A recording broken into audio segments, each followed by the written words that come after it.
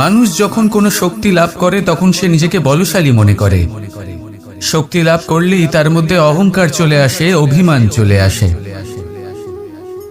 তার কারণ হলো সে একটা সহজ কথা বুঝতেই পারে না। এই সব যা হচ্ছে সময়ের জন্য হচ্ছে। সময়ের থেকে বেশি বলশালী আর কেউ নেই। এই সময়ের জন্যই রাবণ ভক্তি দ্বারা কৈলাস পর্বত তুলে নিয়েছিলেন। আবার সেই সময়ের জন্যই, সেই কারণেই রাবণকে বধ হতে হলো। তার সাথে সাথে রাক্ষস কুলও ধ্বংস হয়েছিল এবং লঙ্কাও ভস্ম হয়ে গেছিল। দেখতে গেলে জন্ম থেকে মৃত্যু পর্যন্ত এই যে সময়, সেটাই হলো জীবন। কিন্তু তার মধ্যেও যা সময় আসে কোনো কারণেই আসে। সেই সময় আমরা যাপন করে কিছু শিখতে পারি। তাই আজ যে সময় আপনার হাতের কাছে আছে তাকে মুষ্টিবদ্ধ করে রাখুন, তাকে সামলে রাখুন, তাকে সংযত করে রাখুন। অনুভব করুন, তার থেকে কিছু শিখুন, তাকে কোনোভাবেই ব্যর্থ হতে দেবেন না। আর এটা জেনে রাখুন যে ভবিষ্যতে যা কিছু হতে পারে, যা কিছু হতে চলেছে, সেটা না আপনি জানেন আর না তা আপনার বশে রয়েছে। সেই জন্য আজ অহংকার বা অভিমান করে নিজের ভবিষ্যতের ক্ষতি করবেন না, সেই অনর্থ ঘটাবেন না। এটাই হলো সময়ের অর্থ। আসুন আমার সাথে ভালোবেসে বলুন, রাধা রাধা। খুব বড় একটা প্রশ্ন করতে চলেছি। এই সংসারের সব থেকে বেশি সুখী কে? এবার কেউ বলবে সেই ব্যক্তি যিনি সব থেকে বেশি ধনী, যার কাছে সব থেকে বেশি ধন আছে, আভূষণ আছে, স্বর্ণ আছে। কেউ বলবেন কোন রাজ্যের রাজা, কারণ তিনি শাসন করতে পারেন, তার আদেশ ছাড়া কোনো কাজ সম্ভব নয়, ইত্যাদি ইত্যাদি। এর উত্তর যদি আমি দিই তাহলে এটুকুই বলবো, সংসারের সব থেকে সুখী ব্যক্তি হলেন তিনি যিনি সন্তুষ্ট। তার কাছে সন্তোষরূপী ধন আছে যা তাকে সুখী রাখে। এবারেই সন্তুষ্টি সেটা কিভাবে আসে জীবনে? এটা আসে ধৈর্যের কারণে। ধৈর্যের এই অনুভূতি অত্যন্ত শক্তিশালী। এই ধৈর্যই কিন্তু আমাদের ধরিত্রীকে ধরিত্রী মাতা করে তোলে। কারণ ধরিত্রী মাতা ধারণ করেন, সহ্য করেন, ধৈর্য ধরেন এবং নিজের কর্ম করতে থাকেন। সেটা ধৈর্যই ছিল মাতা সীতার মধ্যে, যা রাবণের অন্ত করে দিল। এই ধৈর্যের কারণেই নারায়ণ কুর্ম অবতার ধারণ করেছিলেন, বড় একটা পর্বতকে পৃষ্ঠে ধারণ করেছিলেন এবং সমুদ্র মন্থনকে সম্ভব করেছিলেন। সেই জন্য সর্বপ্রথম মনের মধ্যে ধৈর্যকে নিয়ে আসুন। এই ধৈর্যই আপনাকে সন্তুষ্টির পথে নিয়ে যাবে, আর এই সন্তুষ্টি আপনাকে লোভ, মোহ এবং লালসার পথ থেকে দূরে নিয়ে সুখের পথে নিয়ে যাবে। আর তখন এই মন প্রসন্ন হয়ে বলবে, রাধা রাধা। মানুষ চিরকাল বড় মানুষ হয়ে উঠতে চায়, সবসময় সেই নিয়ে কল্পনা করে। কিন্তু প্রশ্ন হলো এটাই যে মানুষ বড় কখন হতে পারে? যখন সে ধনী হয়ে ওঠে, নাকি যখন তার কাছে সম্মান থাকে, নাকি যখন রূপবান হয় বা অধিক শক্তিশালী হয়? মানুষ বড় মানুষ তখনই হতে পারে যখন বিপদের সময় সে অন্য কোনো মানুষের পাশে এসে দাঁড়ায়। তাই সর্বপ্রথম এইটা শিখুন। হয়তো এই জন্যই হনুমান শ্রীরামের কাছে এতটা বড়, আর হয়তো এই জন্যই বলরাম দাদা আমার কাছে এত বড়। যদি আপনিও জীবনে বড় হয়ে উঠতে চান, তাহলে কারোর সাথে তার দুঃখের সময়, তার সংকটের সময় তাকে সঙ্গ দিন আর পাশে এসে দাঁড়ান। এই মন প্রসন্ন হয়ে বলবে, রাধা রাধা। আমাদের জীবনে আমরা যখনই এমন কোনো মানুষের সাথে পরিচিত হই যে বয়সে, পদে এবং আর্থিক দিক থেকে আমাদের থেকে পিছিয়ে, তখন আমরা সবাই খুব হীন নজরে তাদের দিকে দেখি। মনেই করি না যে সেই ব্যক্তির নিজস্ব একটা অস্তিত্ব রয়েছে, তার নিজেরও একটা মাহাত্ম্য রয়েছে। আমাদের মনেই হয় না যে আমাদের সামনে দাঁড়িয়ে থাকার যোগ্যতা আছে তাদের। চলুন আপনাকে একটা প্রশ্ন করি, শূন্যের নিজস্ব মূল্য কোথায়? আপনি বলবেন কিছুই না। শূন্যের আবার নিজস্ব মূল্য কোথায়?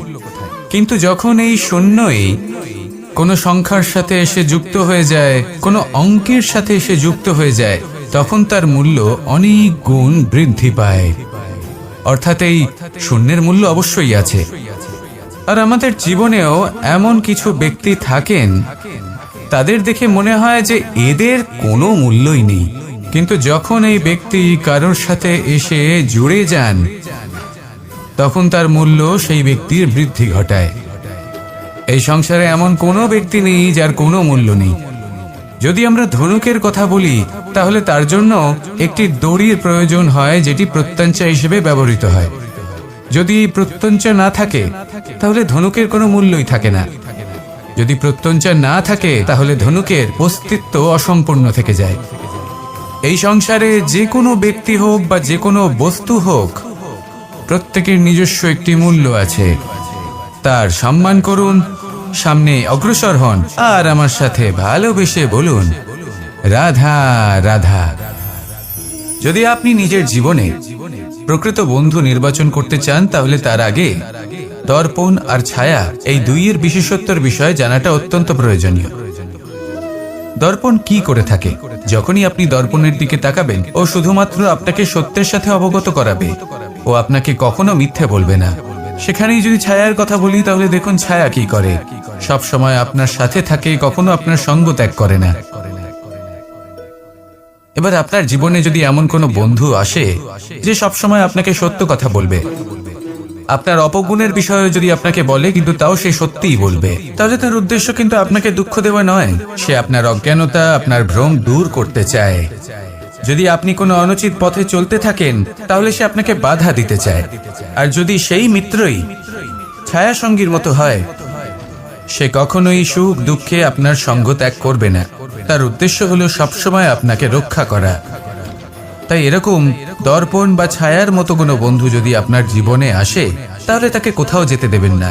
সে আপনার জীবনকে সুখময় করে তুলবে। আর যদি আপনার জীবনে উপস্থিত বন্ধু এমন না হয়, তাহলে তাকে নিজের থেকে দূরে করে দেওয়াই বাঞ্ছনীয়। তাহলে দর্পণ আর ছায়ার মতো প্রকৃত এবং ভালো বন্ধুকে নিজের জীবনে স্থান দিন, আর আমার সাথে ভালোবেসে বলুন, রাধা রাধা। জল হলো জীবনের আধার। যদি জল না থাকে, এই সংসারের জীবনের কোনো অস্তিত্ব নেই। এই জল হলো শুদ্ধ, পবিত্র। কিন্তু যখন এই জল পরিবেশের সংস্পর্শে আসে, তখন ধুলো, ময়লা, কাদা এবং অন্যান্য বস্তু দ্বারা এই জল পূর্ণরূপে দূষিত হয়ে যায়। এবার যদি এই জলের শুদ্ধিকরণ করতে হয়, তাহলে আমরা এই জলকে অস্থির হতে দিই না, তাকে স্থিরভাবে রেখে দিই। আর সেটা করলে সেই জল নিজে থেকেই সকল অশুদ্ধি ত্যাগ করে দেয়, নিজে থেকেই নিজেকে শুদ্ধ করে তোলে। এটা কিন্তু আমাদের মনের সাথেও হয়ে থাকে। এই সংসারে এত সমস্যার সম্মুখীন হয়েও কোথাও না কোথাও আমাদের এই মন মলিন হয়ে যায়। এতে নেতিবাচক ভাব জাগ্রত হয়। সেই মুহূর্তে আপনি কোনোভাবে রাগ করবেন না, মন খারাপ করবেন না, তাড়াতাড়ি কোনো সিদ্ধান্ত নেবেন না, কোনো প্রতিক্রিয়া দেবেন না। শুধু নিজের এই মনকে শান্ত করে রাখবেন, শান্ত মনে দিন যাপন করবেন। যদি এটা করেন, তাহলে আপনি নিজে থেকেই বুঝতে পারবেন যে কি কি অশুভ ভাব আপনার মধ্যে জাগ্রত হয়েছে, আর কি কি শুভ চেতনা আপনাকে জাগ্রত করতে হবে। আপনি নিজে থেকেই এমন পথ খুঁজে পাবেন, যার দ্বারা এই অশুদ্ধি আপনি ত্যাগ করতে পারবেন। আসুন আমার সাথে ভালোবেসে বলুন, রাধা রাধা। প্রারম্ভ শূন্যের দ্বারা হয়ে থাকে, তা সে ব্রহ্মাণ্ডই হোক, পৃথিবী হোক, আদি ইত্যাদি হোক। সবাই নিজের অস্তিত্ব শূন্য থেকে লাভ করে। এই শূন্য যার নিজের কোনো অস্তিত্ব নেই, কিন্তু সে সকলকে অস্তিত্ব দান করে থাকে। আমাদের এই শূন্যের মতো হতে হবে। যে আমাদের সাথে যুক্ত হবে, তাদের অস্তিত্ব অনেক বেশি প্রখর হবে, বিশাল হবে, শ্রেষ্ঠ হবে। কিন্তু যেই আমরা তাদের থেকে দূরে যাব, তারা আমাদের উপস্থিতির আভাস পাবে, আমাদের গুরুত্ব বুঝতে পারবে। শূন্যই হলো সূত্রপাত, শূন্যই হলো সমাপ্তি। শূন্যকে কেউ যতই ছোট মনে করুক, কিন্তু এই শূন্য অত্যন্ত গুরুত্বপূর্ণ। তাই এই শূন্যের মতো হয়ে উঠুন, আর আমার সাথে ভালোবেসে বলুন, রাধা রাধা। এই জীবন আসলে কি? আমরা কারা? আমাদের অস্তিত্ব আসলে কি? পঞ্চতত্ত্ব দ্বারা নির্মিত আমাদের এই শরীর, আর এর মধ্যে পরমাত্মার একটি অংশ আত্মারূপে বসবাস করে। আর যখন এই জীবন সমাপ্ত হবে তখন আমাদের আবার এই পঞ্চতত্ত্বের মধ্যে বিলীন হয়ে যেতে হবে। এটাই সত্য। এবার অনেক মানুষ আছেন এমন অনেক চেষ্টা করতে থাকেন এমন কর্ম করার যাতে এই সংসার তাদের চিরস্মরণীয় করে রাখবে। কিন্তু এই জীবন আসলে কি? সেই সময় যখন আমরা নিঃশ্বাস নিই, আমাদের হৃদস্পন্দন হয়, আমরা যে মুহূর্তগুলো যাপন করি, এবার এই মুহূর্তগুলিতে আমরা কি করব সেটা অত্যন্ত গুরুত্বপূর্ণ। আমরা কি অহংকার করব নাকি পরোপকার করব? এই সৃষ্টিকে বেঁধে রাখার চেষ্টা করব নাকি নিজেকে উন্নত করে তোলার চেষ্টা করব? এটাই শিক্ষা যে বল হোক বা কায়া, এর প্রতি আমাদের না অহংকার করা উচিত আর না মোহ। শুধু প্রত্যেকটা মুহূর্ত প্রেমময় হয়ে বাঁচুন আর ভালোবেসে বলুন রাধা রাধা। প্রয়াস, পরিশ্রম, এই শব্দগুলি শুনতে হয়তো ছোট মনে হয়, কিন্তু এর মূল্য অনেকটাই অধিক। এবার প্রয়াসও কিন্তু দুই ধরনের হয়। একটা প্রয়াস তাই যা আমরা নিজের মন থেকে, অন্তর থেকে সমগ্র শক্তি দিয়ে করার চেষ্টা করি। এবারে এই প্রয়াস প্রচেষ্টার নামান্তর। কিছু প্রয়াস এমন হয় যেমন দ্রুত ক্রীড়া খেলা। মানুষ বলেন আজ একটু প্রয়াস করি, একটু দ্রুত ক্রীড়া খেলেই দেখি, যদি বিজয়ী হই তবে ভালো ব্যাপার, যদি না হই তবে আর কখনো খেলবো না। এটাও কিন্তু প্রয়াস, কিন্তু এই প্রয়াস পরিশ্রম নয়।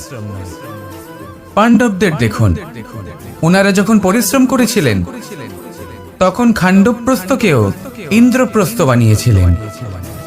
দ্রুত ক্রীড়া খেললেন, সেই মুহূর্তেই ইন্দ্রপ্রস্থ হারিয়ে ফেললেন। পরিশ্রম করলেন, সগৌরবে রাজা হলেন। দ্রুত ক্রীড়া খেললেন, তখন এক মুহূর্তে রাজা থেকে নিঃস্ব হয়ে গেলেন। সারমর্ম এটাই যে দ্রুত ক্রীড়া কখনো কখনো আপনার মিত্র হতে পারে, কখনো সে আপনাকে বিজয়ী করতে পারে, কিন্তু প্রয়াস এবং পরিশ্রম যখন একসাথে মিলিত হয় তখন তা সর্বদাই আপনার সাথে থাকে।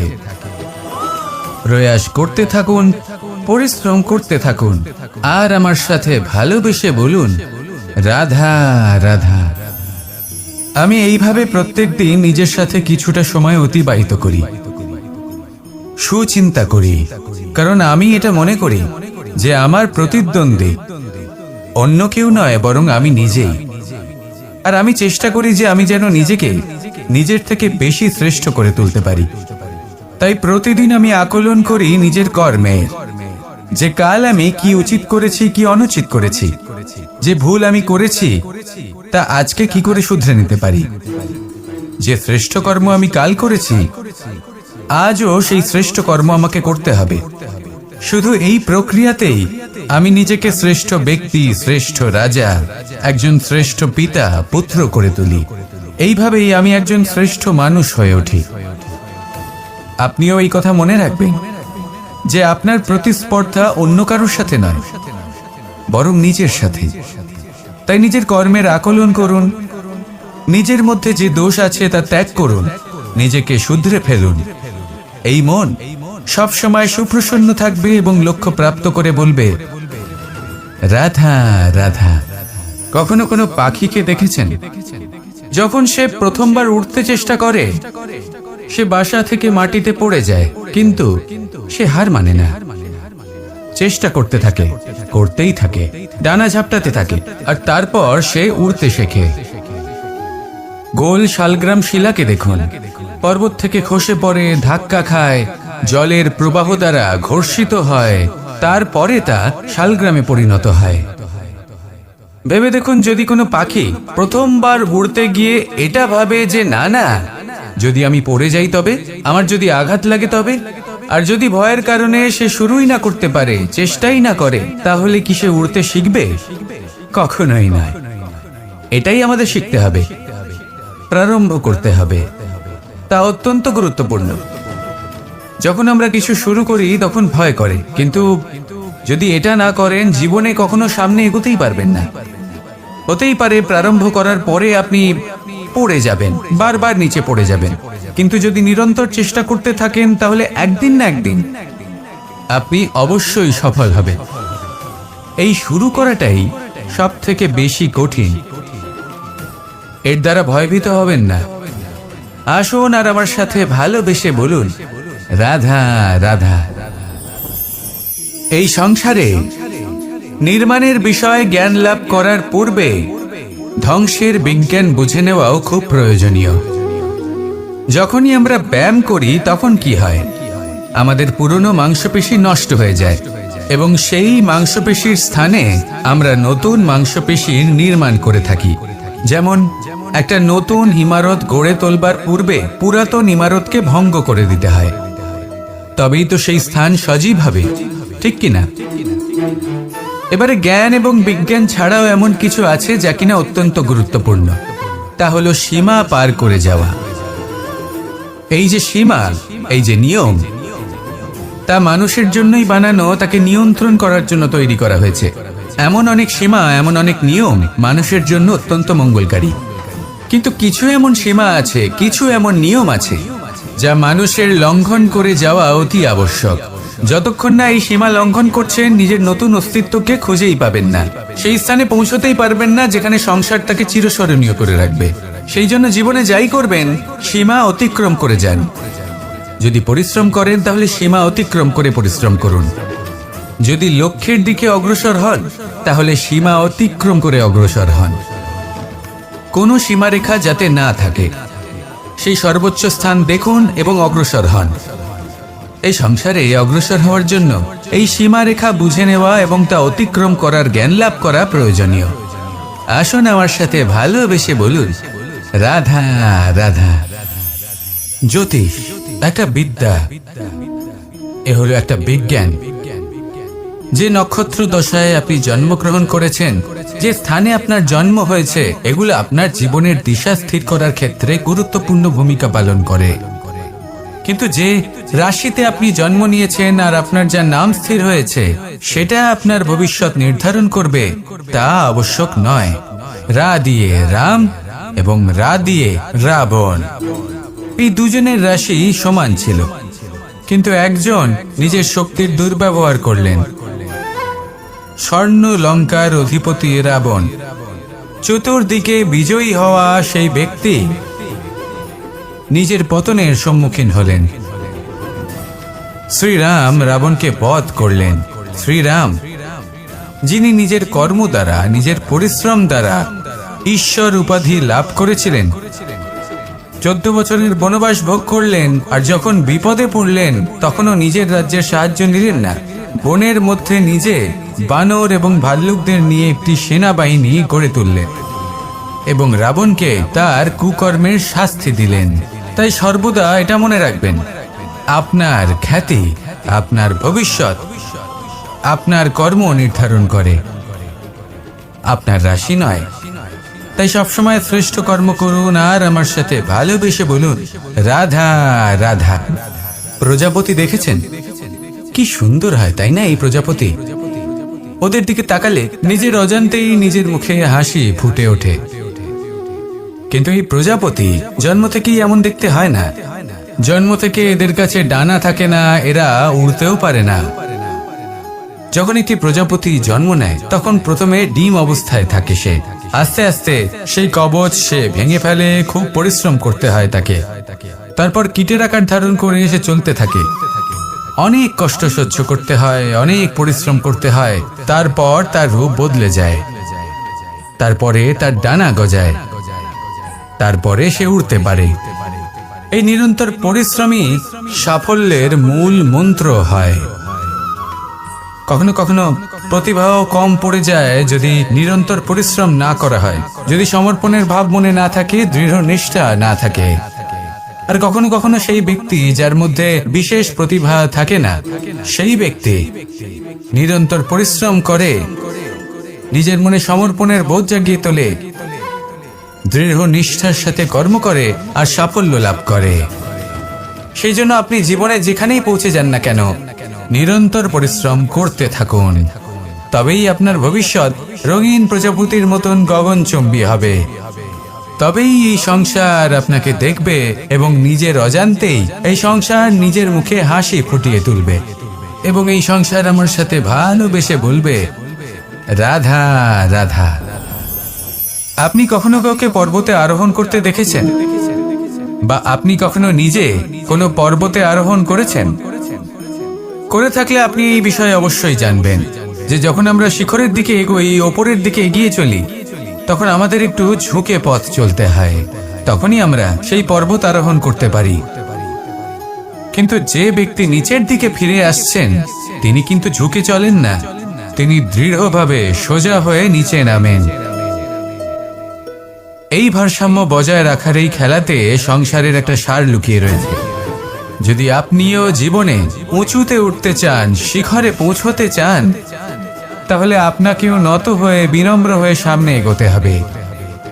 সেখানে যদি আপনি বুক চিতিয়ে উদ্ধতভাবে অহংকার বোধ নিয়ে চলতে থাকেন, সেখান থেকেই আপনাকে নিচে নামতে হবে।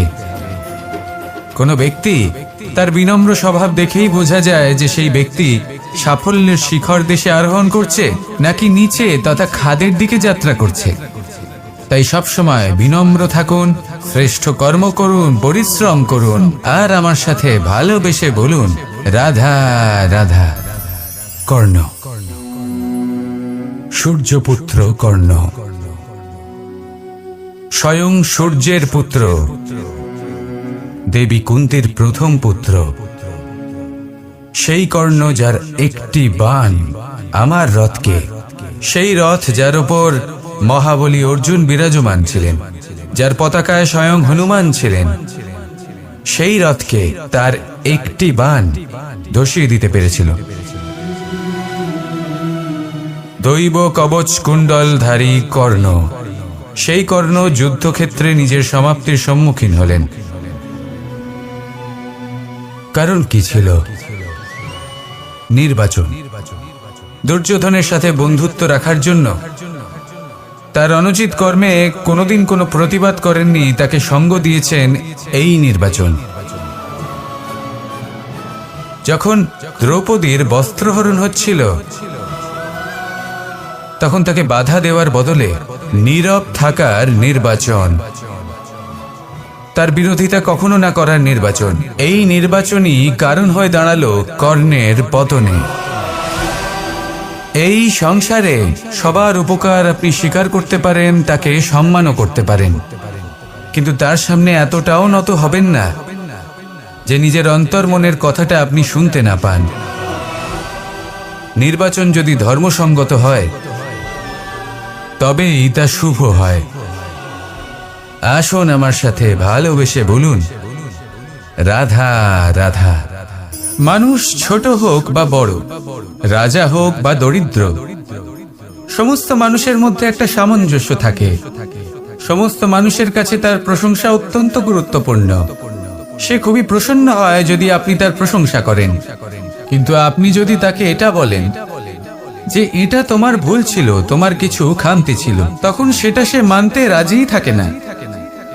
সব মানুষ এটা শুনতে পছন্দ করে যে সে যেটা করেছে সেটাই সর্বোত্তম।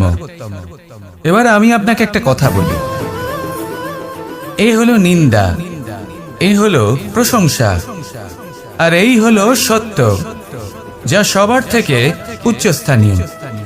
সেই জন্য মানুষ আয়না দেখে। আয়না তাকে তার সৌন্দর্য দেখায় না, তাকে দেখায় যা সত্য, যাতে মানুষ আরো সুন্দর হওয়ার চেষ্টা করতে থাকে। তাই আয়না অত্যন্ত গুরুত্বপূর্ণ সত্যকে জানার জন্য। জীবনে নিন্দুকের মাহাত্ম্য প্রশংসকের মাহাত্ম্যের থেকে অনেক বেশি। কেন?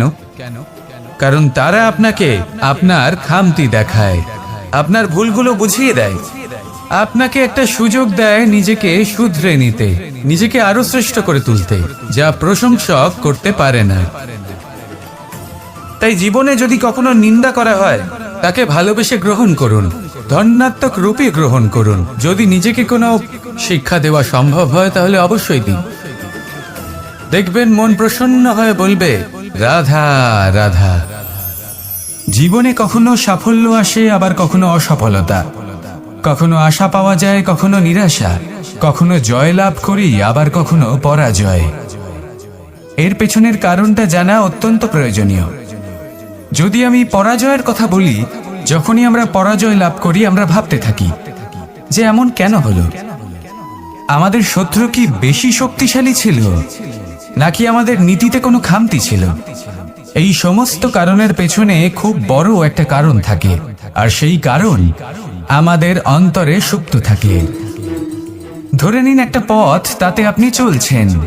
সেই পথ কাঁটায় পরিপূর্ণ, কিন্তু আপনি পাদুকা পরে রয়েছেন আর আপনি হেঁটে সামনে এগিয়ে যান। এবার এমন একটা পথ এলো যা পুষ্পে ঢাকা, আর আপনি পাদুকা পরে রয়েছেন, কিন্তু আপনার পাদুকাতে একটা পাথর আটকে গেল। তখন দু পা হাঁটাও খুব কঠিন হয়ে পড়ে। এই সংসারের যে কোনো শক্তি আপনাকে পরাস্ত করার পূর্বে আপনি জানেন কে আপনাকে পরাস্ত করতে পারে? আপনার অন্তরের দুর্বলতা, আপনার অন্তরের সেই সুপ্ত শত্রু। আর সেই জন্য ইতিবাচক মনোভাব গুরুত্বপূর্ণ হয়ে পড়ে। ভালো মানুষদের সাথে থাকুন, সৎসঙ্গে থাকুন, বন্ধুত্ব করুন, ভালোবাসুন। এই ভালোবাসা এত শক্তিশালী এক অস্ত্র যাকে ব্রহ্মাস্ত্র পরাস্ত করতে পারে না। এই সমস্যারূপী পাথর কিছুই নয়। আসুন আমার সাথে ভালোবেসে বলুন, রাধা রাধা। মানুষের দুটো রূপ রয়েছে। এক, আমাদের এই মুখ যা শুধুই চোখে দেখা যায়, আর দ্বিতীয় আমাদের এই মন যা শুধুমাত্র অন্তরাত্মা দ্বারা দেখা যায়। এবার আমাদের এই মুখ তা ঈশ্বর সকলকেই আগে থেকেই প্রদান করেছেন, কিন্তু এই মন কেমন হবে তা আমাদের জীবনের অনুভূতি এবং আমাদের জীবনের লক্ষ্য এগুলি সুনিশ্চিত করে। অর্থাৎ নেত্র দিয়ে দেখা যায় আমাদের এই মুখ, তা শুধুই এই কারণে প্রয়োজন যাতে সংসার আমাদের দেখতে পায়, আমাদের চিনতে পারে। কিন্তু যদি এই সংসারে আপনি প্রকৃত অর্থে মান সম্মান লাভ করতে চান, তাহলে নিজের অন্তরাত্মাকে আপনাকে বিকশিত করতেই হবে। দেখুন, কথায় আছে এই যে অসুর, তা শারীরিকভাবে উপস্থিত নয়, তা মনের মধ্যে থাকে। যদি এই মন থেকে অসুরকে বের করে দেওয়া যায়, তাহলে শরীরে তা উপস্থিত থাকবেই না। তাই মনকে শুদ্ধ করুন আর আমার সাথে ভালোবেসে বলুন, রাধা রাধা। মানুষ যখনই একে অপরের সামনে নিজেদের হৃদয়ের ভাবনা প্রকাশ করে, তখন এক অত্যন্ত প্রভাবশালী মাধ্যম তারা ব্যবহার করে, যাকে ভাষা বলা হয়। এবার আমি দেখেছি যে একজন মানুষ অনেকগুলো ভাষাতেই নিপুণ। আমি এটাও দেখেছি যে মানুষ অনেকগুলো ভাষায় কথা বলে, কখনো কখনো অনেক ভাষা মিলিত করে তার প্রয়োগ করে, উচিত প্রকারে তাকে ব্যবহার করে না, না সেটাকে সম্মান করে, আর না ভাষাকে শুদ্ধ রাখে। আর এটা হলো অনুচিত। যদি ভাষাকে শুদ্ধ রাখেন, তাহলে ভাষা আপনার চরিত্রকে শুদ্ধ রাখবে, তা আপনার একাগ্রতা বাড়িয়ে তুলবে। এই প্রত্যেক ধ্বনিকে অনুভব করে যদি আপনি শব্দের উচ্চারণ করেন, ভাষাকে প্রয়োগ করেন, তাহলে আপনিও আনন্দ পাবেন, আর যিনি শুনছেন সেই ব্যক্তির কানেও মধুর শব্দ বাজবে। তাই মনে রাখবেন, যে ব্যক্তি ভাষার পবিত্রতাকে সম্মান করে, তাকে সংসারও সম্মান করে। ভাষাকে শুদ্ধ এবং পবিত্র রাখুন, তাহলে ভাষা আপনার চরিত্রকেও শুদ্ধ এবং পবিত্র রাখবে। আর এই মন সুপ্রসন্ন হয়ে বলবে, রাধা রাধা। এ হলো রামায়ণের সময়কালের কথা। সেতু নির্মাণ করার কাজ চলছিল। সমস্ত বানর সেনা এই কাজে নিযুক্ত হয়েছিলেন। বড় বড় পাথর তুলে নিয়ে এই বানর সেনা সমুদ্রে ফেলছিলেন। এই কাজ চলছিল। এমন সময় ছোট্ট একটা কাঠবিড়ালি এলো। ছোট ছোট মাটির ডেলা হাতে নিয়ে সাগরের কাছে যাচ্ছিল, আর বড় বড় পাথরের পাশে রেখে দিচ্ছিল, যথাসম্ভব সেখানে রেখে আসছিল। সারা দিন ধরে সে এই পরিশ্রম করেই যাচ্ছিল। এবার শ্রীরাম তার এই কাজ দেখতে পেলেন। সেই ছোট্ট কাঠবিড়ালিটিকে নিজের হাতে তুলে নিলেন এবং অত্যন্ত ভালোবেসে তার পিঠে হাত বুলিয়ে দিলেন। কথায় আছে যে কাঠবিড়ালির পিঠে যে দাগ আছে, সেই 3টি দাগ এসেছে শ্রীরামচন্দ্রের 3 আঙুলের থেকে। যে কাজ আপনি করছেন তাতে সমস্ত শক্তি প্রয়োগ করুন। যতটা আপনার সামর্থ্য রয়েছে, যতটা আপনার প্রতিভা রয়েছে, সম্পূর্ণভাবে উৎসর্গ করে দিন। ঠিক এমনভাবে কর্ম করুন। সেই কাঠবিড়ালি কিন্তু তাই করেছিল। সেই জন্য শ্রীরামের সাথে সেও সেই কাহিনীতে অমর হয়ে গেছিল। সম্পূর্ণ শক্তি প্রয়োগ করুন, সম্পূর্ণ সামর্থ্যের সাথে কর্ম করুন, কারণ এটাই হলো শ্রেষ্ঠ পথ কোনো কর্ম করার। আসুন আমার সাথে ভালোবেসে বলুন, রাধা রাধা। এই সংসারে যখন সাফল্যের পথে আপনি অগ্রসর হবেন, তখন আপনার পরিশ্রম, একাগ্রতা, সাহসের সাথে সাথে সমাজের মানসিকতাও সহ্য করতে হবে। প্রত্যেক ব্যক্তি কিছু না কিছু ভাবেন, কিছু না কিছু বলেন। কিছু মানুষ এমন আছেন যারা ভাববেন যে আপনি কিছুই করতে পারবেন না। তারা আপনার নিন্দা করবেন, আর এই নিন্দার কথা ভেবেই আমরা ভয়ভীত হয়ে পড়ি। সেই কারণে নিজেদের আশা, নিজেদের বিশ্বাস হারিয়ে ফেলি। এবার যদি সেই নিন্দার ভয়ে আমরা লক্ষ্যচ্যুত হই, তাহলে সেটা অনুচিত। সেই জন্য জীবনে শুধু পরিশ্রম করতে থাকুন, সামনে এগোতে থাকুন। যেই দিন আপনি আপনার লক্ষ্য লাভ করবেন, সেই প্রত্যেক ব্যক্তি যারা নিন্দা করছিলেন তাদের দৃষ্টি আপনা থেকেই পাল্টে যাবে, ঠিক কিনা? এই সংসারকে যা প্রাণ চায় তাই বলতে দিন। যদি আপনি কারোর কথা শুনতে চান, তাহলে নিজের অন্তরের কথা শুনুন। সেটাই আপনাকে উচিত পথে নিয়ে যাবে। সামনে অগ্রসর হতে থাকুন, পরিশ্রম করুন। এমন একটা দিন আসবে যেদিন এই নিন্দুক ব্যক্তিরা আপনার লক্ষ্য প্রাপ্তির উদাহরণ সবাইকে দেবে। আসুন আমার সাথে ভালোবেসে বলুন, রাধা রাধা। মানুষ সুখী জীবনযাপনের প্রতি এতটাই অভ্যস্ত হয়ে পড়ে যে একটা ছোট্ট সমস্যা এলেই সে সবার থেকে সাহায্য চাইতে শুরু করে দেয়। সে সাহায্য লাভও করে এবং সেই সংকট থেকে সে বেরিয়েও আসে। কিন্তু এই সাহায্য কিছু মুহূর্তের, আর কিছু মুহূর্তের হলো এই দুঃখ। এই দুই মুহূর্তের সাহায্যের জন্য আজীবন আপনি তার কাছে ঋণী হয়ে থাকেন। আর মানবিকতার খাতিরে আপনার মনে কৃতজ্ঞতা জেগে ওঠে। আর সেই কৃতজ্ঞতা বোধ হলো যে আপনি কখনো সেই ব্যক্তিকে ছাপিয়ে যেতেই পারবেন না। সেই জন্য জীবনে সবসময় চেষ্টা করবেন নিজেকে প্রস্তুত রাখতে সেই সব সমস্যার জন্য, সেই সব বাধার জন্য যেগুলো আপনার জীবনে আসতে পারে। ততক্ষণ সাহায্য চাইবেন না যতক্ষণ না অন্য কোনো পথ না থাকছে। সাহায্য চাওয়া অনুচিত নয়, কিন্তু সাহায্য চাইলে এবং সাহায্য পেলে আপনি আজীবন কৃতজ্ঞ এবং ঋণী হয়ে থাকবেন। আর তারপর একদিন আপনি পরিবর্তন দেখতে পাবেন যে কিভাবে আপনি ছোট ছোট সমস্যার জন্য সাহায্য না চেয়ে বড় বড় সমস্যার সম্মুখীন হতে প্রস্তুত হয়ে গেছেন। এটাই হলো সংসারের নীতি। এটাই পালন করুন আর আমার সাথে ভালোবেসে বলুন, রাধা রাধা। এমন অনেক মানুষ আছেন যারা আমাকে ভগবানের পরিভাষা জানতে চান, যে ভগবান আসলে কি, তিনি কেমন। এবার দেখুন, ভগবান হোক বা আপনার স্বপ্ন হোক বা আপনার লক্ষ্য হোক না কেন, সেই লক্ষ্য তখনই পূর্ণ হয়, তখনই তাকে লাভ করা সম্ভব যখন আপনার দৃষ্টিভঙ্গি মঙ্গলময় হয়। যখন আপনি নিজে মনে করবেন যে আমি যেটা পেতে চাইছি তা শুভ। উদাহরণস্বরূপ, কোনো পাখিকে দেখুন, সে গাছের ডালে বসে এবং সেখানেই বিশ্রাম করে, কিন্তু পড়ে না। কেন? কারণ ওর বিশ্বাস যে যে শাখার উপরে ও বসে আছে সেটাই হলো ওর বাসস্থান। যদি আপনি বিশ্বাস করেন তাহলে আপনি পাথরের মধ্যেও ভগবান দর্শন করতে পারবেন।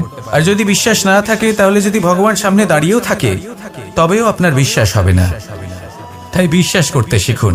এই বিশ্বাসের আধারেই আপনি সেই সব কিছু পাবেন যা আপনি পেতে চাইছেন। আসুন আমার সাথে ভালোবেসে বলুন, রাধা রাধা। গুরু, যিনি পথ দেখান, আমাদের জীবনে অত্যন্ত গুরুত্বপূর্ণ, অত্যন্ত আবশ্যক। কিন্তু কিছু মানুষ মনে করেন যে গুরুর কোনো প্রয়োজন নেই, কারণ এই সমগ্র জ্ঞান মানুষের অন্তরেই নিহিত রয়েছে। এবার প্রশ্ন এটাই, যদি সমস্ত জ্ঞান মানুষের অন্তরে নিহিত থাকে তাহলে গুরুর কি প্রয়োজন? আর যারা আজ পর্যন্ত গুরুকে মেনে এসেছেন তারা কি অনুচিত করেছেন? এর উত্তর আমি আপনাকে দেব একটা উদাহরণ দ্বারা। একটা কাঠ যা জ্বলনশীল, জ্বলনের ঊর্জা তার অন্তরে নিহিত রয়েছে, কিন্তু তার জ্বলনের জন্য বাইরে থেকে একটা অনুঘটকের প্রয়োজন হয়। এই অনুঘটকই হলেন আপনার গুরু। উত্তাপ যা একটা কাঠকে জ্বালাতে পারে, সেই উত্তাপ হলো গুরুর প্রচেষ্টা। যদি সেই গুরুই না থাকে, তার প্রচেষ্টাই না থাকে, তাহলে সেই সমস্ত জ্ঞান যা মানুষের অন্তরে নিহিত তা ব্যর্থ হয়ে যাবে। যদি আপনার সাথে আপনার গুরু থাকেন, আপনার পথ প্রদর্শন করেন, আপনার অন্তরের জ্ঞানকে বাইরে নিয়ে আসতে পারেন, তাহলে তাকে সম্মান করুন আর আমার সাথে ভালোবেসে বলুন, রাধা রাধা। असतो मा सद्गमय, तमसो मा ज्योतिर्गमय, मृत्युर्मा मृतंगमय। জ্ঞান সেটাই যা অসত্য থেকে সত্যের পথে চালিত করে। প্রকাশ সেটাই যা অন্ধকার থেকে আলোর পথে নিয়ে আসে। জীবন সেটাই যা মৃত্যু থেকে অমরত্বের পথে নিয়ে যায়। এবার এই তিনটে, জ্ঞান, জীবন এবং প্রকাশ, একই রকম। শূন্য থেকে এর উৎপত্তি হয় এবং আস্তে আস্তে আপনার জীবনে বিস্তার লাভ করে। এবার আমরা এটাই ভাবি যে কেমন করে এই তিনটিকে আগলে রাখা যায়। এর উত্তর হলো, এদের আগলে রাখার প্রয়োজনই নেই, ভাগ করে দিতে হবে। কোনো বৃক্ষকেই দেখে নিন, একটি বৃক্ষ অনেক বছর ধরে বেঁচে থাকে। কেন? কারণ সে ভাগ করে দিতে জানে। সে নিজের বীজ ছড়িয়ে দেয়, এই ধরিত্রীতে দেয়, সেই বীজ যা অঙ্কুরিত হয়ে এক নতুন বৃক্ষকে জন্ম দেয়। শুধু ছড়িয়ে দিয়ে একটি বৃক্ষ জীবন দান করতে পারে। যদি কোনো ব্যক্তি জ্ঞান ছড়াতে শিখে যান, যদি প্রকাশ, আলোর কিরণ ছড়িয়ে দিতে শিখে যায়, কোনো ব্যক্তি তার জীবনের সুখ ছড়িয়ে দিতে শিখে যান, তাহলে তিনি মৃত্যুর পরও মৃত হন না। এই ভাগ করে দেওয়ার সুখটাই কিছুটা আলাদা। এই সুখ অনুভব করুন আর আমার সাথে ভালোবেসে বলুন, রাধা রাধা। আপনি কখনো কোনো সরোবরের দিকে তাকান, যার জল হলো শান্ত, স্থির।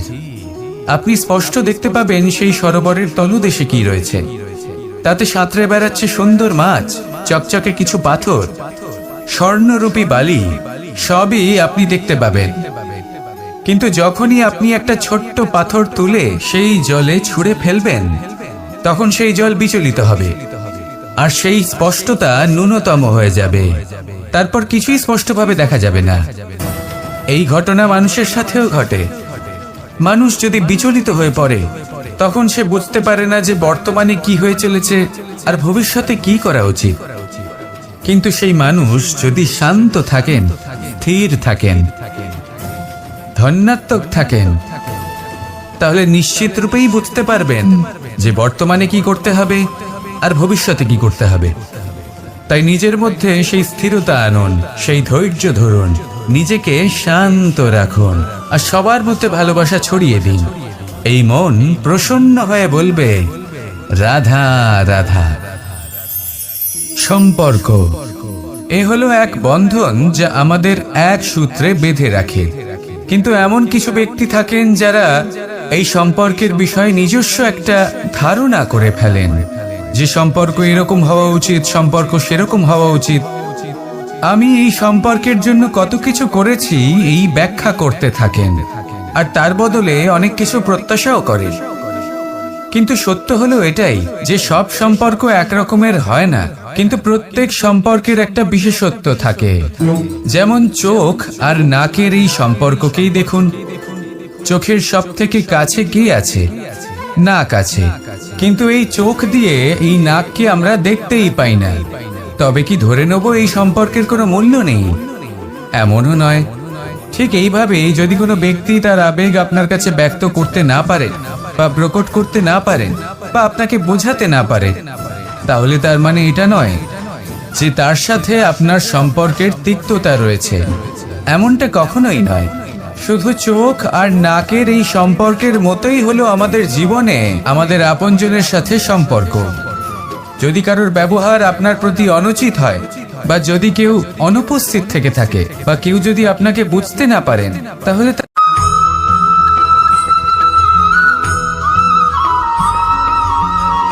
এ হলো ছোট একটা শব্দ, কিন্তু এর প্রভাব অত্যন্ত বৃহৎ হয়ে থাকে। আর সব থেকে বড় সমস্যা হলো মানুষ আজ অবধি বুঝতেই পারেনি যে এই অহংকারের বাস্তব রূপ কিরকম। কেউ একে গর্বের নাম দেন, কেউ একে আত্মসম্মানের নাম দিয়ে থাকেন, এবং কোথাও একটা এমন সময় চলে আসে যখন সময় এই অহংকারকে ভেঙে খান খান করে দেয়। আর তখন না গর্ব আপনাকে বাঁচাতে পারে, না আপনার আত্মসম্মান। এখন যদি আপনাকে উদাহরণ দিই, তাহলে যেখানে আপনি বসে আছেন সেই ঘরেই ওপরে তাকান, সেই ছাদের দিকে। যদি এই ছাদ অহংকার করতে থাকে যে দেখো, আমি তো সব থেকে উঁচু জায়গায় আছি, আমার চেয়ে ওপরে আর কেউ নেই, আমি এই ঘরে থাকা সমস্ত ব্যক্তিকে ছায়া প্রদান করি, যদি এই অহংকার এসে যায়, তাহলে কি গর্ব হোক, আত্মসম্মান হোক, এর দ্বারা আপনার কোনোভাবেই কোনো লাভ হবে না। তাহলে এই অহংকারকে ত্যাগ করুন আর আমার সাথে ভালোবেসে বলুন, রাধা রাধা। কখনো কোনো বৃক্ষকে দেখেছেন? এই ধরিত্রী থেকে ততটুকুই জল নেয় যতটুকু তার প্রয়োজন। কোনো প্রাণীকে দেখুন, এই প্রকৃতি থেকে ততটুকুই খাবার গ্রহণ করবে যতটুকু তার খিদে রয়েছে। খিদে মিটে গেলে আর খাবে না। এবার মনুষ্যকে দেখুন, সে নিজের জীবনে যা কিছু পেয়েছে, বস্তু, ধন, খাবার, শক্তি, প্রয়োজনের থেকে অনেক বেশি লাভ করার চেষ্টা করে থাকে। প্রয়োজনের থেকে বেশি যদি পেয়েও যায়, তাহলেও তার কম মনে হয়। এবার এরকম ঠিক কেন হয়? এর পেছনের কারণ কি? কারণ হলো লোভ। লোভের আগুন কিছু এমন হয়, যদি মানুষের মনে একবার প্রজ্বলিত হয়, তাহলে শুধু বাড়তেই থাকে। ততক্ষণ বাড়বে যতক্ষণ না আপনি নিজে তাকে বাধা দিচ্ছেন। তবে এই লোভের আগুন নিয়ন্ত্রণ করা সম্ভব। পরিমিতিবোধ, পরিমিতিবোধের চিন্তা। আপনাকে শুধু নিজেকে একটা সরল প্রশ্ন করতে হবে।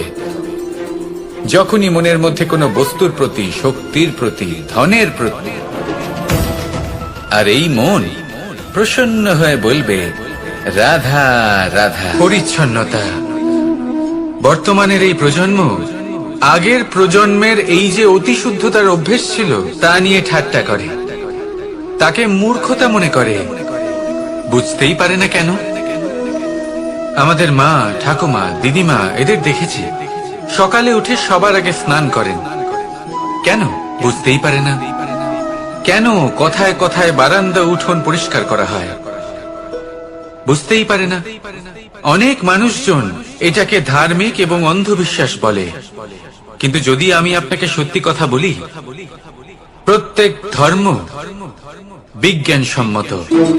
প্রত্যেক কাজের পেছনে বৈজ্ঞানিক সত্যতা লুকিয়ে রয়েছে, কিন্তু প্রত্যেক মানুষ সেই নিয়ে কতটা ভাবেন, কতটা বোঝেন, আর কি পদক্ষেপ নেন, তা হলো আলাদা এবং অত্যন্ত গুরুত্বপূর্ণ, কিন্তু তা হলো বিজ্ঞানসম্মত।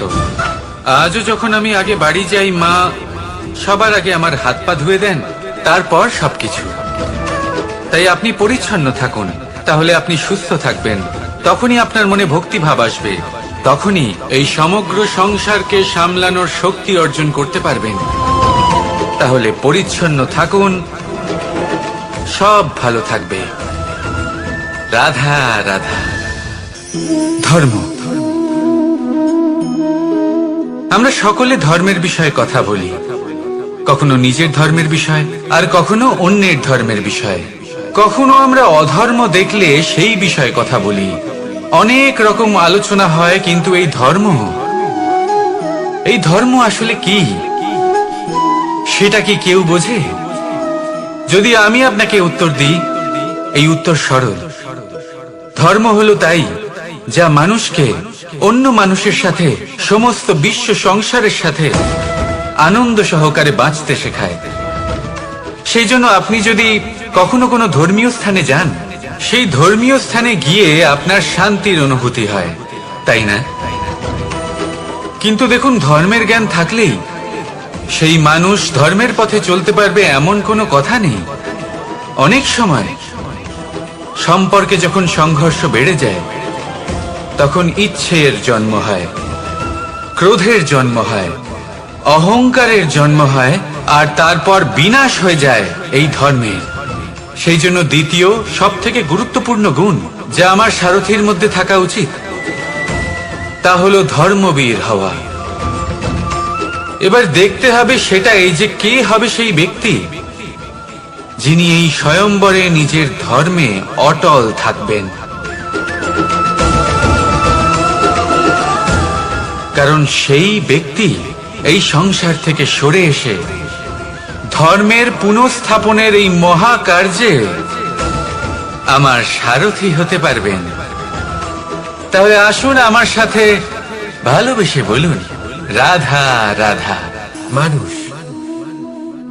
মানুষ কতটা শক্তিশালী হয়, তার কতটা সামর্থ্য রয়েছে, সে কতটা প্রতিভাশালী হয়, এটা হয়তো বলার কোনো দরকারই নেই। আজকের দিনে সবাই জানে যে মানুষ কি না করতে পারে। মানুষ চাইলে সব কিছু করতে পারে। মানুষ যদি চায় মাছের মতো জলে সাঁতার কাটতে পারে। মানুষ যদি চায় হিমালয়ের মাথা নত করতে পারে। মানুষ যদি চায় সমুদ্র থেকে মুক্ত সংগ্রহ করতে পারে।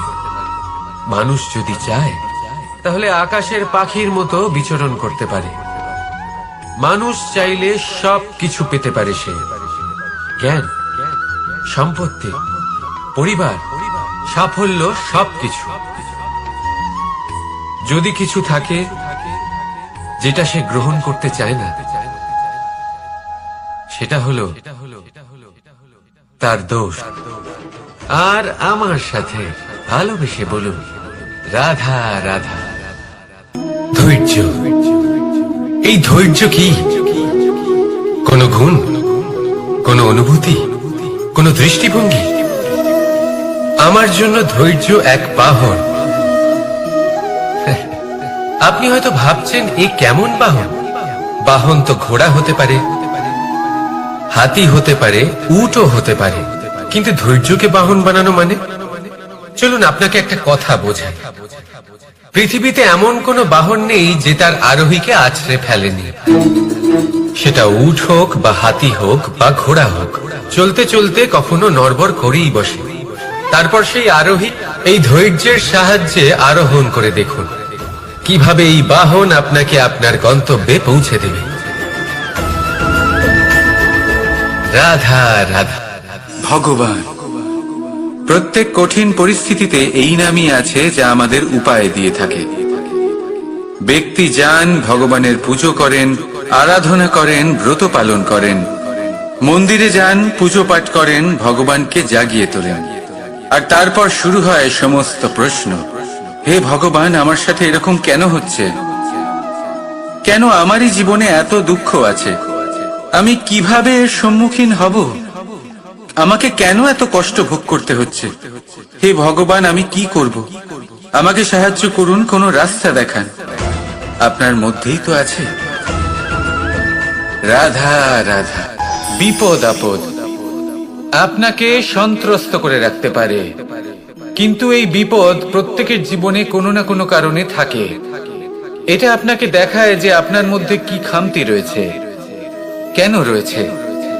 এই বিপদ হলো সেই মাধ্যম যার দ্বারা আপনি নিজের দুর্বলতাকে নিজের শক্তিতে পরিবর্তন করতে পারেন। একটা ফুলের দিকে তাকান। একটা ফুল, তার বুকে যখন একটা সূচ বিঁধে এপার ওপার হয়ে যায়, শুধু তখনই আমাদের প্রভুর জন্য ফুলের মালা তৈরি করা যায়।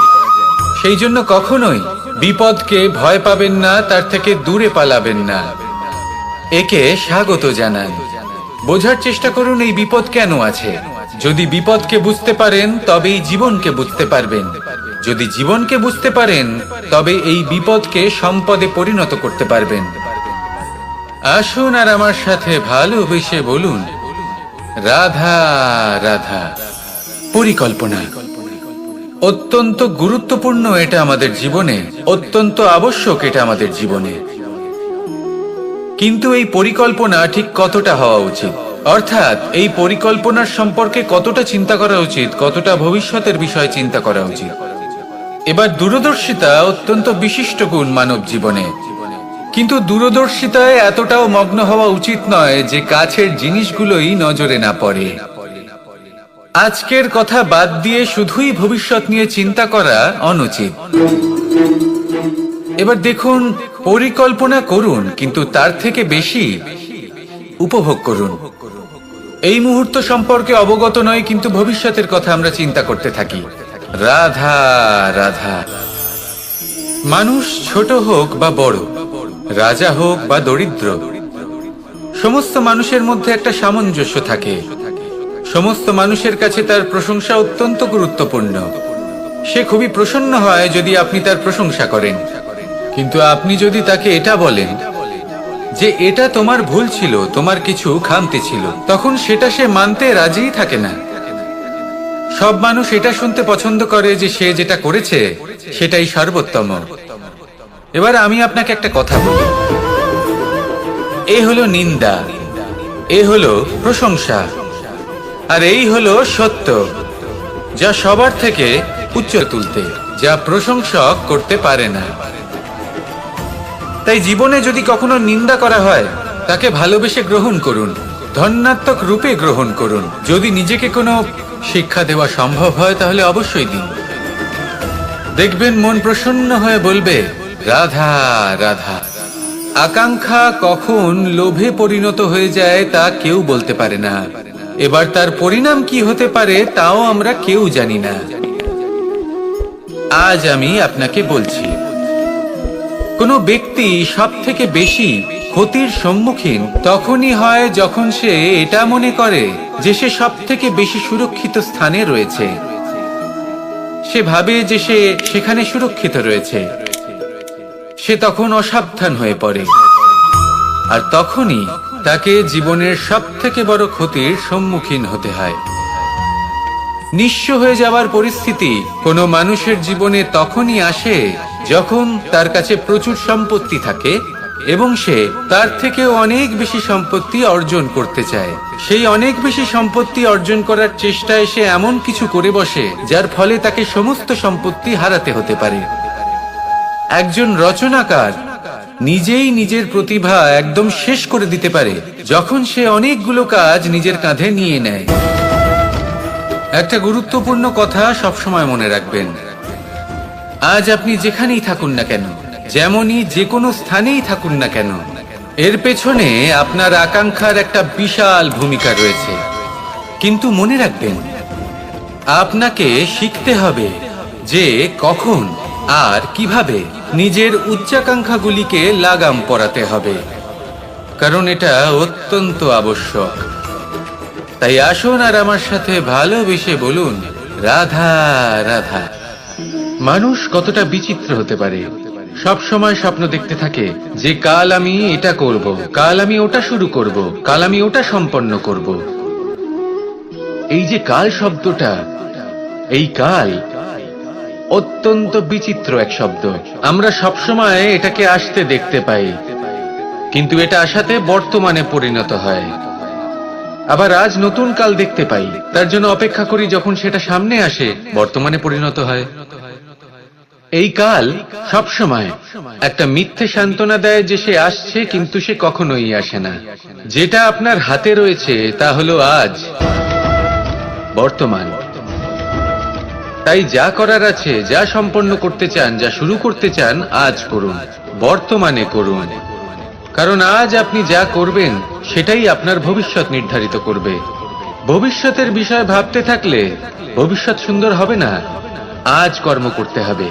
তাই আজ বর্তমানে জীবন যাপন করুন, কর্ম করুন, আর আমার সাথে ভালোবেসে বলুন রাধা রাধা। সৌন্দর্য। মানুষ নিজের সৌন্দর্যের বিষয়ে কতটা ভাবে, চায় যে সে সব থেকে বেশি রূপবান হবে, সব থেকে বেশি সুন্দর হবে। কিন্তু সৌন্দর্যের পরিভাষা কি তা কি সে জানে? কোনো মাকে জিজ্ঞেস করুন, ওনার জন্য সৌন্দর্যের পরিভাষা ওনার সন্তান। কোনো ভক্তকে জিজ্ঞেস করুন, ওনার জন্য সৌন্দর্যের পরিভাষা ওনার ভগবান। শ্রীরামকে জিজ্ঞেস করুন। ওনার জন্য সৌন্দর্যের পরিভাষা হলো হনুমান।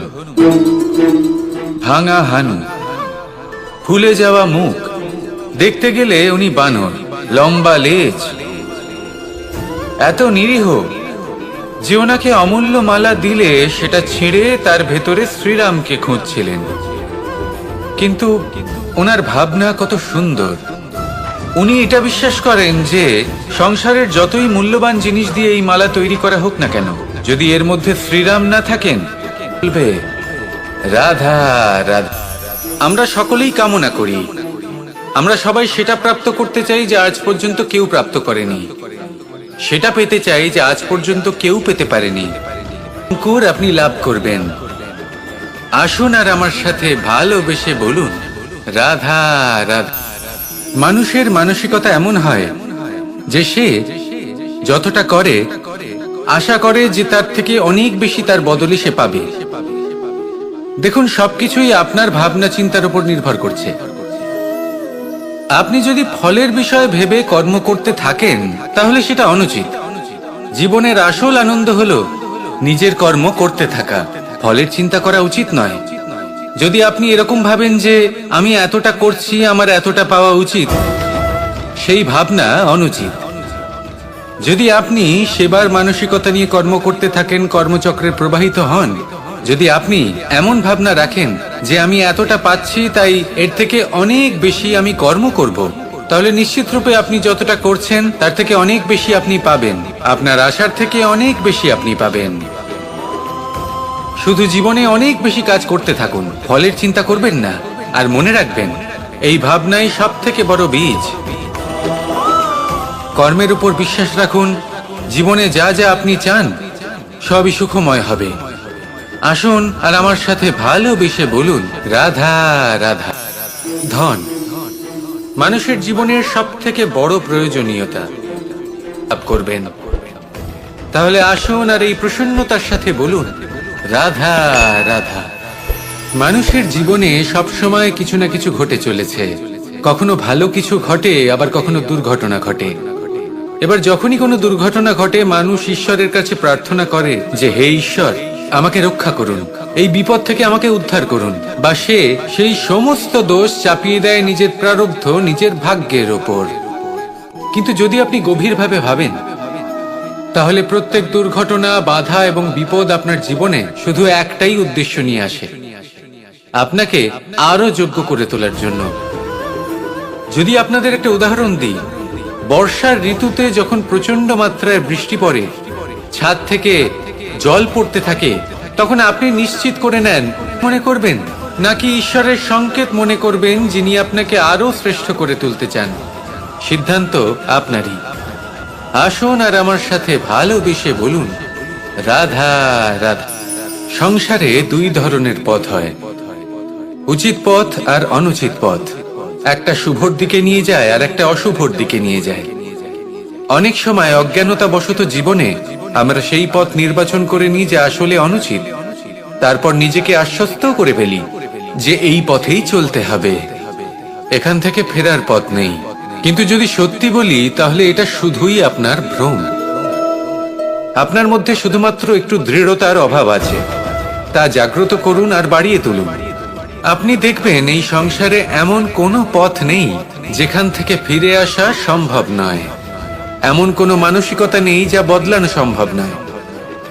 যদি আজ এই মুহূর্তে আপনার মনে হয়ে থাকে যে আপনি কোনো অনুচিত পথে আছেন আর আপনি কোনো শুভ পথে যেতে চান, তাহলে ওখান থেকে ঘুরুন আর ফিরে আসুন, আবার সেই মোড়ে ফিরে আসুন আর সেই পথ নির্বাচন করুন যা আপনার জন্য শুভ। একটু সময় অবশ্যই লাগবে, কিন্তু নিশ্চিত রূপে আপনার উদ্দেশ্য এবং আপনার গন্তব্য এই দুই অনেক শ্রেষ্ঠ হয়ে উঠবে। তাহলে আসুন আর আমার সাথে ভালোবেসে বলুন রাধা রাধা। কোনো গাছের গায়ে লেগে থাকা ফলকে দেখুন, সে কতটা সুখী অনুভব করে, কতটা সুরক্ষিত অনুভব করে। তার যে খাবারের প্রয়োজন পড়ে তা সে গাছের শিকড় থেকে পেয়ে যায়। গাছের শাখা, ডাল তাকে সাহায্য করে থাকে, পাতা তাকে আশ্রয় দেয়, ওকে ছায়া প্রদান করে। কিন্তু সেই ফল যদি ওখানেই থাকে তাহলে কি হবে? উচিত হবে না, ওই ফলকে ছেড়ে পড়ে যেতে হবে, মাটিতে পড়তে হবে, সেটা ফেটে যেতে হবে, নিজের বীজকে মাটির নিচের অন্ধকারে পৌঁছে দিতে হবে। তারপর সে রূপ পাল্টাবে আর এক অঙ্কুরে রূপান্তরিত হবে, অঙ্কুর যা বৃক্ষে রূপান্তরিত হবে, বৃক্ষ যা অনেক ফলকে জন্ম দেবে। সেইভাবেই আপনি জীবনে যদি মহান কিছু করতে চান, শ্রেষ্ঠ কোনো কাজ করতে চান, তাহলে আপনাকে সুরক্ষা ক্ষেত্র থেকে বেরিয়ে আসতেই হবে আর কর্ম করতে হবে। দেখুন, সোনাকেও কুন্দন হবার জন্য তপ্ত হতে হয়, আপনাকেও মহান হবার জন্য কর্ম তো করতেই হবে। তাই কর্ম করুন, মহান হয়ে উঠুন, আর আমার সাথে ভালোবেসে বলুন, রাধা রাধা। কখনো কোনো চাতক পাখিকে দেখেছেন?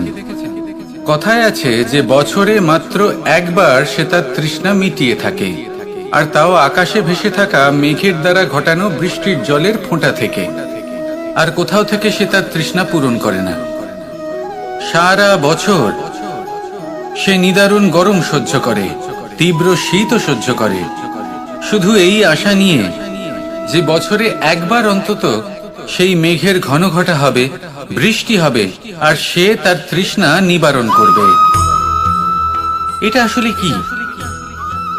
এটা আসলে বিশ্বাস। সেই বিশ্বাস যে বছরে একবার সেই মেঘ আসবে তৃষ্ণা নিবারণ করতে। যেমন দেখুন, একটা সূর্যমুখী ফুল সারা রাত অন্ধকারের সাথে যুদ্ধ করে, কারণ তার বিশ্বাস যে ভোরবেলায় সূর্য তাকে অবশ্যই দর্শন দেবেন। সেটাও বিশ্বাস ছিল যার উপর ভরসা করে মনু একটা নৌকা নিয়ে বেরিয়ে পড়েছিলেন এবং সমস্ত সৃষ্টিকে প্রলয়ের হাত থেকে বাঁচিয়েছিলেন। সেটাও ছিল ভালোবাসার প্রতি বিশ্বাস। তাহলে আপনি প্রসন্নই থাকবেন, আর মন সুপ্রসন্ন হয়েই বলবে, রাধা রাধা। সংসারের বিভিন্ন ক্ষেত্রে আপনি অনেক কিছুই দেখতে পাবেন, যে কোনো খেলা, কোনো নাটক দেখতে পাবেন, কেউ কোনো খেলা খেলছে তা দেখতে পাবেন, আর দর্শকগণ এই দেখে অত্যন্ত আনন্দ লাভ করেন, হাততালি দিতে থাকেন, প্রশংসা করতে থাকেন, নিজের অন্তরের উৎসাহ প্রকাশ করতে থাকেন। কি দেখে করেন? সেই সমস্ত খেলোয়াড়দের দেখে করেন যারা এই খেলাটা খেলছে, তাই না? কিন্তু অনেক সময় সেই খেলোয়াড়রা সেই খেলার আনন্দ উপভোগ করতে পারেন না, কারণ ওনারা চাপা পড়ে যান তাদের কামনার চাপে। জয় লাভ করার কামনা, প্রথম স্থান লাভ করার ইচ্ছে, প্রতিযোগিতায় সব থেকে এগিয়ে থাকার ইচ্ছে তাদেরকে এই খেলা উপভোগ করতেই দেয় না। সেই জন্য কখনো কখনো এই খেলোয়াড়দের থেকে অনেক বেশি আনন্দ উপভোগ করেন দর্শকগণ, যেখানে এই খেলাটা কিন্তু খেলছেন খেলোয়াড়রাই। আমি এটা বলছি না যে এই ইচ্ছে, এই আকাঙ্ক্ষা অনুচিত না, কিন্তু তার সাথে সেই খেলা, সেই কর্মের আনন্দ উপভোগ করাও অত্যন্ত গুরুত্বপূর্ণ। তাই সেটাও। আর এই মন, আপনি তো জানেন, এই মন প্রসন্ন হয়ে বলবে, রাধা রাধা। ব্যায়াম, এই শব্দ আমরা সকলে শুনেছি, আর এটা সারা জীবন আমাদের সাথেই থাকে কোনো না কোনো রূপে। যখন আমরা জন্মগ্রহণ করি, চলতে শিখি, প্রথমে আমরা হামাগুড়ি দিয়ে চলি, পরে চলতে চেষ্টা করি কিন্তু পড়ে যাই। তখন আমাদের বাড়ির গুরুজনেরা আমাদের আটকান না, ওনারা মনে করেন এইভাবেই আমাদের সন্তান চলতে শিখবে, এইভাবেই তার পা আরো মজবুত হবে, যা অত্যন্ত গুরুত্বপূর্ণ। এইবার জীবনকালে যতই আমরা এগোতে থাকি, এই ব্যায়াম বিভিন্ন রূপে আমাদের সাথেই থাকে। কিন্তু আপনি কি জানেন যে এই ব্যায়ামের তাৎপর্য আসলে কি? আপনি কি জানেন এই ব্যায়ামের মর্ম আসলে কি? যখনই আমরা এই ব্যায়াম করি, আমাদের শরীরের মাংসপেশি ক্ষয় হয়। প্রথমে তা ক্ষয় হয়, তারপর আবার তা নির্মিত হয়। আরো শ্রেষ্ঠ, আরো শক্তিশালী মাংসপেশি আমরা লাভ করি। অর্থাৎ এই ব্যায়াম হলো সৃজনের বিজ্ঞান। এই ব্যায়াম আমাদের জন্য অত্যন্ত আবশ্যক। সেই জন্য জীবনে যখনই কোনো কিছু নষ্ট হয়ে যায়, চলে যায়, তখন হতাশ হয়ে পড়বেন না, তাকে পুনর্নির্মাণ করার চেষ্টা করবেন। আর এই শিক্ষা আমরা লাভ করি পাখিদের থেকে। যখনই বর্ষা হয়, ঝড় আসে, যখন পাখির বাসা ভেঙে চুরমার হয়ে যায়, তারা হার মেনে নেয় না। সে আবার অল্প অল্প করে সব খুঁজে একত্রিত করে আবার নিজের বাসা বানিয়ে তোলে, পুনরায় এক জীবনকে জন্ম দেয়, এক নতুন পরিবারকে জন্ম দেয়। তাই মনে রাখবেন, জীবনে এইভাবেই যদি আপনি নির্মাণ করতে চান, সৃজন করতে চান, তাহলে সেই নির্মাণের জন্য ভাঙনের অভিজ্ঞতা থাকা অত্যন্ত আবশ্যক। ভগ্ন বস্তুকেও সম্মান করা অত্যন্ত আবশ্যক। এই আচরণ মনে নিয়ে আসুন, মন প্রসন্ন হয়ে বলবে, রাধা রাধা। মানুষ যখন কোনো শক্তি লাভ করে তখন সে নিজেকে বলশালী মনে করে। শক্তি লাভ করলেই তার মধ্যে অহংকার চলে আসে, অভিমান চলে আসে। তার কারণ হলো সে একটা সহজ কথা বুঝতেই পারে না। এই সব যা হচ্ছে সময়ের জন্য হচ্ছে। সময়ের থেকে বেশি বলশালী আর কেউ নেই। এই সময়ের জন্যই রাবণ ভক্তি দ্বারা কৈলাস পর্বত তুলে নিয়েছিলেন। আবার সেই সময়ের জন্যই, সেই কারণেই রাবণকে বধ হতে হলো। তার সাথে সাথে রাক্ষস কুলও ধ্বংস হয়েছিল এবং লঙ্কাও ভস্ম হয়ে গেছিল। দেখতে গেলে জন্ম থেকে মৃত্যু পর্যন্ত এই যে সময়, সেটাই হলো জীবন। কিন্তু তার মধ্যেও যা সময় আসে কোনো কারণেই আসে। সেই আসুন আমার সাথে ভালোবেসে বলুন, রাধা রাধা। কথায় আছে, যখন আপনি যুদ্ধক্ষেত্রে দাঁড়িয়ে তখন শত্রুকে পিঠ দেখিয়ে পালিয়ে যাওয়া বা পিছু হটে যাওয়া অত্যন্ত অনুচিত যুদ্ধনীতি হয়। কথায় আছে যে শ্রেষ্ঠ যুদ্ধ নীতি হলো সেটাই যেখানে আপনি অস্ত্র হাতে নিয়ে এগিয়ে যান, সাহসের সাথে যুদ্ধ করে শত্রুকে পরাস্ত করে ফিরে আসেন। আর সেটাই আমি করেছিলাম। তখন মহাভারত রচনা হয়েছিল, কারণ তখন ধর্ম রক্ষা করা আবশ্যক ছিল। কিন্তু এমনও একটা সময় ছিল যখন আমি যুদ্ধ থেকে পালিয়েছি, কারণ তখন প্রজাদের সুরক্ষা বেশি গুরুত্বপূর্ণ ছিল। আমার গায়ে যুদ্ধ বিমুখ হবার কলঙ্ক লাগিয়েছিল। কিন্তু ঠিক আছে, আমি সেটাই করেছিলাম যেটা প্রয়োজনীয় ছিল। শ্রীরামও লঙ্কা গিয়ে রাবণকে হত্যা করার পূর্বে 4 মাস ধরে অপেক্ষা করেছিলেন। অপেক্ষায় ছিলেন কবে সেই সেতু সম্পন্ন হবে। তারপরে গিয়ে রাবণকে পরাস্ত করলেন, তাকে বধ করলেন। জীবনে কখনো কখনো থেমে যাওয়া বা পিছু হটে যাওয়া কার্যকর হতে পারে। এটা প্রত্যেক সময়ের উপরে নির্ভর করে। শত্রু যে কেউ হতে পারে, যখন খুশি আক্রমণ করতে পারে। কোনো মানুষ হতে পারে, আবার কোনো দানবও হতে পারে। আমাদের নিজেদের মানসিকতা হতে পারে, কোনো অসুখ হতে পারে, মহামারীও হতে পারে। সেক্ষেত্রে সেটাই করুন যেটা উচিত মনে হয়। দেখুন, প্রত্যেকবার নারায়ণ তো আপনাকে সাহায্য করতে আসবেন না। অনেক সময় মানুষকে নিজেকেই সেই বাধার সম্মুখীন হয়ে তাকে পরাস্ত করতে হয়। আর এমনিতেও কথায় আছে যে প্রত্যেক নরের মধ্যে নারায়ণ আছেন। তাই অন্তরের নারায়ণকে জাগ্রত করুন, আর যা সমস্যা আছে তাকে সমাপ্ত করে ফেলুন, তা সে যতই পিছু হটে করতে হোক না কেন। আসুন আর আমার সাথে ভালোবেসে বলুন, রাধা রাধা। গুরু, যিনি পথ দেখান, আমাদের জীবনে অত্যন্ত গুরুত্বপূর্ণ, অত্যন্ত আবশ্যক। কিন্তু কিছু মানুষ মনে করেন যে গুরুর কোনো প্রয়োজন নেই, কারণ এই সমগ্র জ্ঞান মানুষের অন্তরেই নিহিত রয়েছে। এবার প্রশ্ন এটাই, যদি সমস্ত জ্ঞান মানুষের অন্তরে নিহিত থাকে তাহলে গুরুর কি প্রয়োজন? আর যারা আজ পর্যন্ত গুরুকে মেনে এসেছেন তারা কি অনুচিত করেছেন? এর উত্তর আমি আপনাকে দেব একটা উদাহরণ দ্বারা। একটা কাঠ যা জ্বলনশীল, জ্বলনের ঊর্জা তার অন্তরে নিহিত রয়েছে, কিন্তু তার জ্বলনের জন্য বাইরে থেকে একটা অনুঘটকের প্রয়োজন হয়। এই অনুঘটকই হলেন আপনার গুরু। উত্তাপ যা একটা কাঠকে জ্বালাতে পারে, সেই উত্তাপ হলো গুরুর প্রচেষ্টা। যদি সেই গুরুই না থাকে, তার প্রচেষ্টাই না থাকে, তাহলে সেই সমস্ত জ্ঞান যা মানুষের অন্তরে নিহিত তা ব্যর্থ হয়ে যাবে। যদি আপনার সাথে আপনার গুরু থাকেন, আপনার পথ প্রদর্শন করেন, আপনার অন্তরের জ্ঞানকে বাইরে নিয়ে আসতে পারেন, তাহলে তাকে সম্মান করুন। আর আমার সাথে ভালোবেসে বলুন, রাধা রাধা। মানুষ সত্যের সাথে অবগত হবার জন্য ব্যাকুল হয়ে থাকে, চিরকাল চেষ্টা করতে থাকে। জন্ম থেকেই তার মনে এই ইচ্ছে জাগ্রত হয় সত্যিটা কি সেটা জানতে।